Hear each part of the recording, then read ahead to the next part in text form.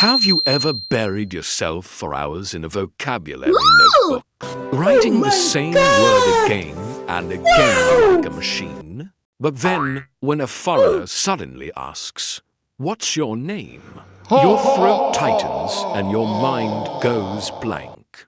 I've been there. It feels like your own effort has betrayed you. The drama began when I dared to throw myself into a simulated conversation. I stuttered. I messed up. I blushed.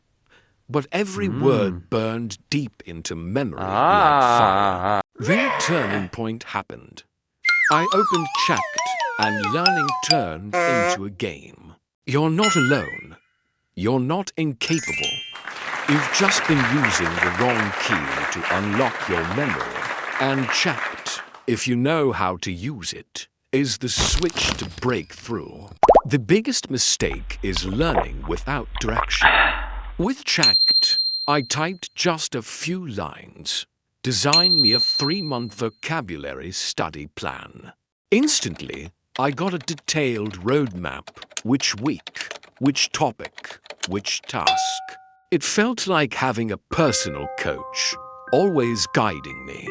Instead of swallowing the entire Oxford Dictionary, I asked Chacked to filter out 1,000 golden words. Just after 1 month, I could already guess the meaning of sitcoms. And for the first time, I laughed in sync with the characters without subtitles. That was a blissful moment I'll never forget. The brain is addicted to rewards. I turned vocabulary into quizzes, flashcards, and mini-games. Each correct answer exploded dopamine in my brain just like beating a tough game level. And I became addicted to learning without even realizing it. I once blurted out, "I want to buy you instead of I want to buy milk." ChatGPT politely corrected me, while I just wanted to disappear into the ground. But that word milk stayed with me forever. That's the power of emotion. I snapped photos of the vegetables my mom bought and asked Chacked to describe them in English. Each new word linked to vivid images the brain stored them naturally, without force. Just like remembering a friend's face, natural and lasting. I banned myself from using Vietnamese for 24 hours. I got frustrated even arguing with Chacked in English. But that's when I realized I was thinking directly in English. My brain clicked into immersion mode, and I got hooked on the challenge. Every day, I retell small stories from my day to Chacked, like missing the bus or dropping my phone. Chacked corrected my mistakes and added new words. And those little daily stories turned into my personal treasure chest of vocabulary. I used to be afraid of making mistakes, but Chacked turned my mistakes into memory diamonds. Make a mistake once, remember it for life. The more mistakes I dared to make, the faster I learned.